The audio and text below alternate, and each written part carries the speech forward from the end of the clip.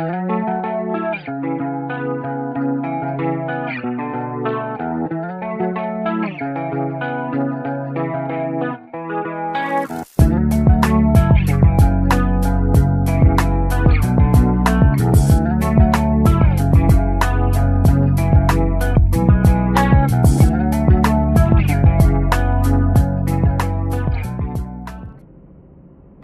today I will be showing you the solution for the limit of 14 to the power of x minus 1 as x approaches to positive infinity.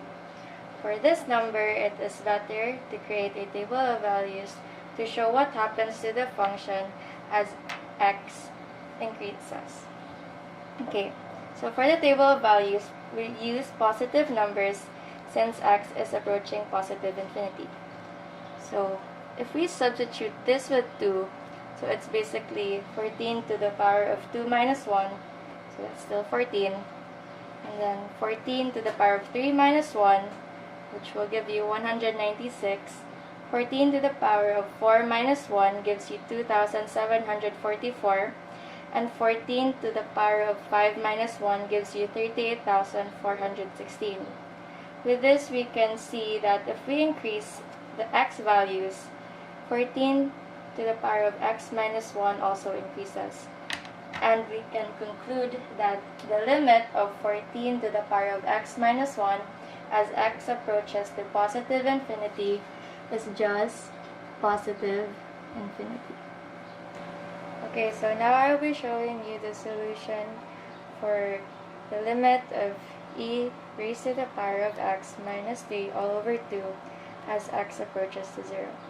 So for this, we can just substitute since the denominator is 2. And we have to remember that anything raised to the power of 0 just gives us 1. Okay, so we'll just substitute that.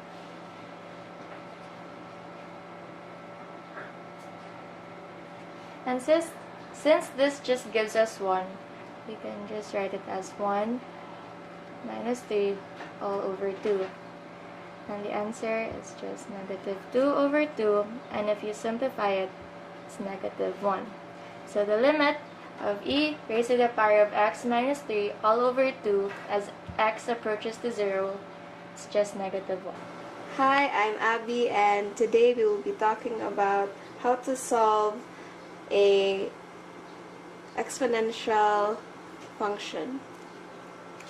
So first, what we're gonna do is try to substitute x with 0. So limit of 2 negative x all over 2e to the power of x minus 2. And if we substitute x with 0, it will become 2 minus 2e to the power of negative 0 all over 2e to the power of 0 minus 2, which will become 2 minus 2 over 2 minus 2, which will become indeterminate. So that means you must simplify the expression to determine the limit. In order to solve 2 minus 2e to the power of negative x all over 2e to the power of x minus 2, we have to multiply e to the power of negative x so that we can simplify the expression. So we have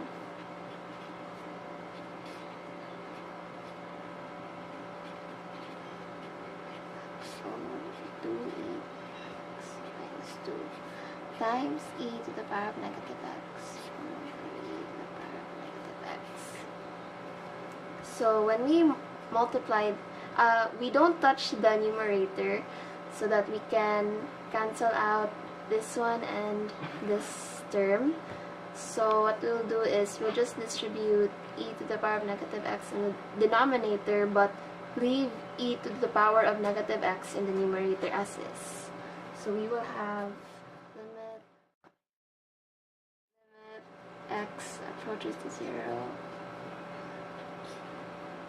2 minus 2e to the power of negative x over 2 minus 2e to the power of negative x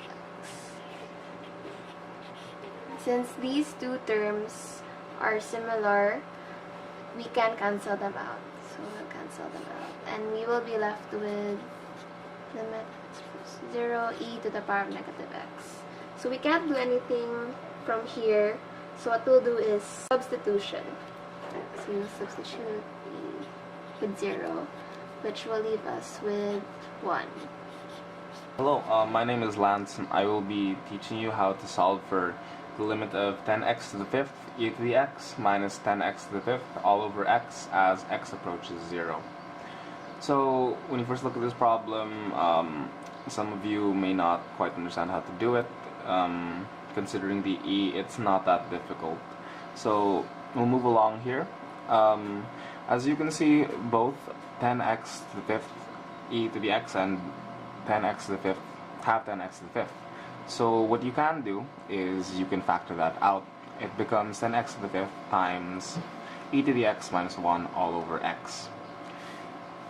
And you can also just express that as 10x to the 5th times e to the x minus 1 all over x, as opposed to having 10x to the 5th over x.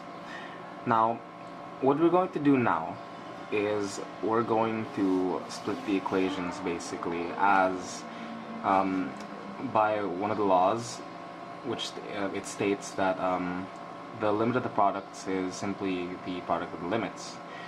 So we can split that into two here, as you can see on the right. So 10x to the 5th as x approaches 0 becomes 0, because when you substitute 0 to x, 0 to the 5th is simply 0, and if you multiply that with 10, it's still 0.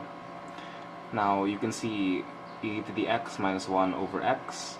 There is a limit law that states that e to the x minus 1 over x is equal to 1. Now what you do next is the same thing as this operation states. You multiply the two together. So basically you multiply these two limits.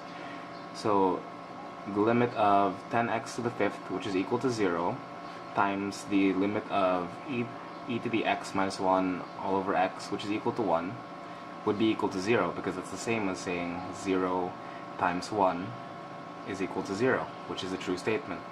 So therefore, the limit of 10x to the 5th e to the x minus 10x to the 5th all over x is just equal to 0. I'll be showing you how to solve for the limit of 2x squared e to the x minus 2x squared plus 5x e to the x minus 5x all over 3x squared as x approaches 0. Now at first glance, this equation may seem tricky, but I will show you how to solve this step by step. I've rewritten the equation below, and as you can see, we can simplify this equation by factoring out the first two terms and the last two terms. The first two terms can be factored out by 2x squared, and the last two terms can be factored out by 5x, which will then look like this. When you factor out 2x squared from the first two terms, you will be left with e to the x minus 1. And when you factor out 5x from the last two terms, you will be left with e to the x minus 1. We will also factor out 3x squared by 3x. And we can rewrite this as this. As you can see, the numerator has become a product of two binomials.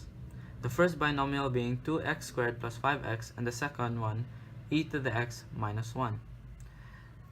And then, as you know, the limit law states that the limit of the products is just the same as the product of the limits. So we can therefore separate e to the x minus 1 over x and make it another limit, while keeping 2x squared plus 5x over 3x as another limit, which will then look like this. As you remember from the previous example, the limit of e to the x minus 1 all over x as x approaches 0 is equal to 1. And if you notice from the first limit, you can still factor out x, which is common on both the numerator and denominator. We will factor that out while evaluating the second limit, which will look like this. As you can see, we factored out x from numerator and denominator, which we can then cancel out, and multiplying it by 1, which is the equivalent of this limit.